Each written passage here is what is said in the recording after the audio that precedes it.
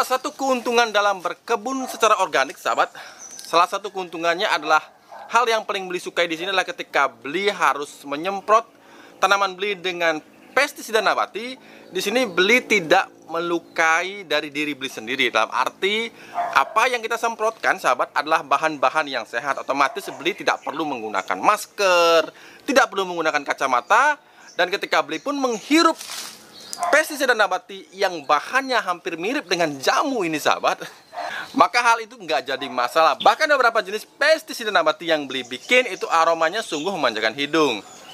Jadi nggak masalah kalau Beli harus menyemprotkan banyak-banyak pestisida nabati seperti ini, karena aromanya juga nggak masalah. Nah, sahabat, di video Beli kali ini Beli akan membahas mengenai, kita akan membahasnya dalam beberapa bab. Nah, di video kali ini, di video yang Beli usahakan durasinya tidak lebih dari 10 menit, Beli akan membahas mengenai pestisida nabati. Nah, sebenarnya pestisida nabati ini sebenarnya kalau kita boleh bilang, kalau kita mengatakan sebagai pestisida nabati, Beli sering bahas di video-video sebelumnya bahwa kita meminjam istilah ini, sahabat, meminjam istilah pestisida ini dari pestisida kimia agar memudahkan kita berpikir, oh, pestisida nabati berarti ramuan yang bisa mengendalikan dari hama seperti itu. Akan tapi Beli lebih suka menyebutnya sebagai ramuan pengendalian hama secara nabati.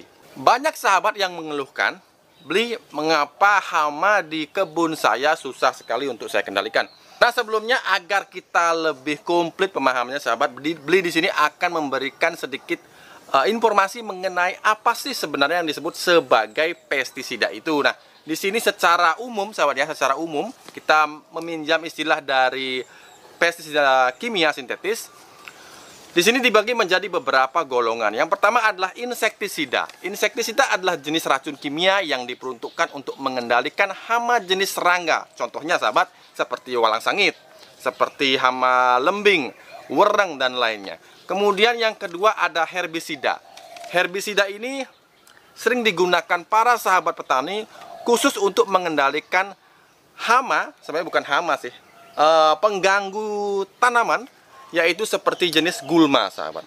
Kemudian ada juga fungisida. Fungisida, sahabat, tentu sudah banyak yang paham. Fungisida di sini adalah sejenis racun kimia yang diperuntukkan untuk membasmi jamur. Seperti misalkan pada padi itu yang namanya jamur blast kalau nggak salah ya. Kemudian juga ada bakterisida. Nah, bakterisida ini adalah jenis racun kimia yang khusus diperuntukkan untuk membunuh bakteri seperti pada kasus penyakit hawar daun atau kresek pada padi, sahabat. Kemudian juga di sini ada golongan rodentisida. Rodentisida adalah jenis racun kimia yang khusus membunuh hama pengerat seperti tikus. Kemudian itu lagi, yang untuk membasmi keong itu namanya moluskisida. Nah, adalah jenis racun kimia khusus pembunuh hama jenis moluska seperti keong dan kerang. Nah, kemudian juga ada yang terakhir itu dari golongan nematisida. Adalah jenis racun kimia khusus yang diperuntukkan untuk membunuh jenis hama seperti cacing-cacingan. Beli juga nggak ngerti kenapa cacing harus dibasmi. Artinya begini, Beli memberikan pengetahuan yang umum terlebih dahulu, baru kita melangkah ke pengetahuan organik. Jadi agar kita di sini memiliki pengetahuan yang lengkap, sahabat ya.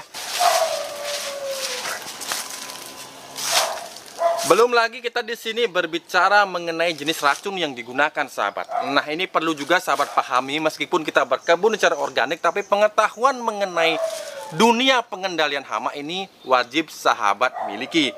Nah, dalam dunia pestisida kimia atau racun kimia ini, sahabat, di sini ada beberapa jenis racun juga yang digunakan, sahabat. Jadi bukan hanya satu jenis racun, sahabat ya. Nah, yang pertama adalah racun kontak, yaitu racun yang apabila terkena langsung oleh serangga, sahabat. Jadi misalkan ketika kita menyemprotkan racun ini kepada serangga, maka serangga ini akan langsung keracunan dan langsung bereaksi seperti itu dan akhirnya mati. Nah, biasanya digunakan pada jenis-jenis hama yang tidak suka berpindah tempat alias diam di tempat. Kemudian ada juga racun sistemik, yaitu racun yang secara tidak langsung berdampak pada hama sasaran yang disemprot. Nah, biasanya jenis racun ini bekerja secara perlahan, sahabat. Jadi membunuh secara perlahan. Nah, caranya apa? Biasanya racun ini akan masuk terlebih dahulu ke dalam serat-serat tanaman, sehingga hama yang berada di sekitar tanaman itu lama-kelamaan akan terpapar racun dan kemudian akan mati. Biasanya racun jenis ini digunakan untuk jenis hama ulat penggerek batang. Kemudian ada racun pernapasan, sahabat. Racun pernapasan yaitu racun yang apabila terhirup oleh hama. Jadi ketika hama menghirup racun ini, sahabat, ketika disemprotkan, maka akan merusak sistem pernapasannya. Dan racun ini biasanya juga digunakan pada jenis-jenis hama gudang, seperti itulah kira-kira. Kemudian ada racun lambung. Nah, ini kalau kita ingat lambung, Beli jadi ingat kemarin Beli bikin video mengenai asam lambung, sahabat, dan ternyata penontonnya banyak sekali. Nah, di sini kembali lagi ke racun lambung ini, sahabat ya. Racun lambung ini akan melumpuhkan hama apabila hama tersebut memakan daun ataupun batang yang telah terpapar oleh racun tersebut. Jadi yang diserang itu lambung. Jadi ini masih ada hubungannya dengan racun sistemik, sahabat. Jadi begitulah kira-kira. Jadi Beli agak pegang-pegang lambung, ngeri seperti itu, sahabat. Nah, kemudian setelah kita mengerti kesemuanya itu, lantas di manakah tempat dari pestisida nabati yang Beli bikin ini? Apakah pestisida nabati ini memiliki sifat yang sama dengan apa yang dilakukan oleh pestisida kimia ini? Beli akan jawab secara lengkap di video ini.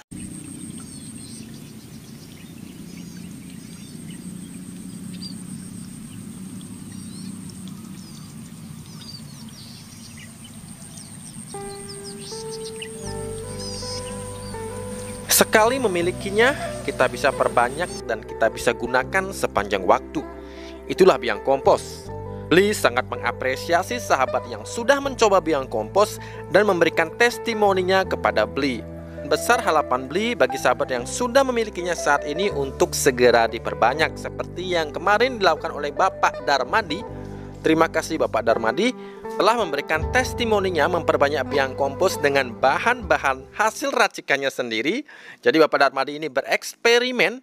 Beliau menggunakan ampas dari pembuatan POC-nya yang beliau blender, dan kemudian saya taburkan 2 sendok makan biang kompos, dan berjalan 1 minggu hasilnya pekat seperti ini dan naik bagaikan buih tapi tidak bergas. Nah, Bapak Darmadi juga mengatakan bahwa tadi saya tusuk di bagian bawah, dan di sini beliau juga sangat terkejut dan berkatakan dalam komentarnya bahwa saya sangat terkejut karena baru kali ini saya membuat POC baru 1 minggu warnanya sudah menghitam seperti ini. Jadi memang proses dekomposisinya menjadi jauh lebih cepat. Bapak Darmadi ini kalau nggak salah bukanlah petani pemula, akan tetapi beliau juga seorang YouTuber pertanian. Kalau nggak salah nama channelnya ini Darmadi TV ya, benar ya Pak Darmadi ya. Juga Ibu Erlita Liang, terima kasih testimoninya tadi pagi Beli terima di grup Facebook Bali Organik TV Official. Jadi beliau mengatakan bahwa pohon mangganya ini sudah tumbuh tunas baru lagi, dan di videonya beliau mengatakan bahwa kemarin hari ini mangga terkena penyakit dan daunnya itu nggak ada, seperti itu kira-kira ya Ibu Erlita Liang. Jadi terima kasih. Dan bagi sahabat yang belum bergabung di grup Facebook kita, di Bali Organik TV Official, silakan bergabung. Di sana ada banyak sekali sahabat-sahabat kita yang sudah menanam secara organik sejak lama. Nah sahabat, akan tetapi bagaimana dengan pestisida nabati yang kita buat bersama di channel ini selama kurang lebih 4 tahun. Seperti apa posisinya dan seperti apa pengertiannya, sahabat? Nah, kabar baiknya sahabat, pestisida nabati tidaklah sesadis itu, sahabat ya. Di sini secara umum pestisida nabati memiliki sifat antara lain, sahabat. Jadi sahabat yang ingin mencatat silahkan dicatat. Yang pertama adalah jenisnya, yang pertama sifatnya, sahabat. Sifatnya itu ada yang disebut sebagai repellent, yaitu menolak kehadiran serangga dengan bau yang menyengat. Contohnya sahabat bisa menggunakan daun ataupun buah bernuk, kemudian juga bisa menggunakan brotowali, bawang putih, kunyit, dan serai. Nanti kita akan bikin di video bab berikutnya. Kemudian juga di sini ada sifat yang kedua dari pestisida nabati ini, adalah sifatnya itu adalah antividan, sahabat, yaitu mencegah serangga memakan tanaman yang telah disemprot, karena memang apa yang kita semprotkan itu adalah sesuatu yang tidak disukai oleh si hama ini. Misalkan sering kita buat bersama itu susu, sahabat ya, susu. Kemudian juga ada serai, sirsak juga, sahabat, karena sirsak ini, sahabat, bisa mengurangi nafsu makan serangga. Ketika nafsu makan serangga ini berkurang, maka daya tahan tubuh si hama ini pun akan drop dan kemudian bisa mati seperti itu. Juga dari daun sirsak ini mengandung antara kulit, batang, dan daunnya itu mengandung yang namanya surenon. Juga pestisida nabati ini juga bisa bersifat merusak perkembangan telur, larva, dan pupa, sahabat. Jadi telur, larva, dan pupa ini bisa rusak dengan menggunakan patogen alaminya. Misalkan Beli sering contohkan di sini ada uret, dengan kita bisa mengendalikannya dengan fungi Metarhizium anispolia. Jadi kalau Beli nggak salah sebut ya, itulah intinya Metarhizium anispolia. Anispolia atau anispolia merusak reproduksi atau merusak bagaimana larva pupa ini bisa tidak jadi untuk berkembang seperti itu. Kemudian juga ada cara lain yaitu merusak reproduksi serangga betina. Daun bunga selasih, kemudian juga ada tembakau. Di sini mengandung metilgenol sahabatnya, eugenol dan geranol. Nah, metilgenol ini bisa menarik serangga jantan sehingga serangga betinanya itu tidak bisa mengalami reproduksi. Ini mirip seperti perangkap lalat buah, sahabat, karena di sini memang fokusnya pada lalat buah. Kemudian juga ada racun syaraf. Nah, di sini Beli belum pernah bahas, sahabat ya, karena Beli jarang sekali menggunakan yang namanya racun-racunan.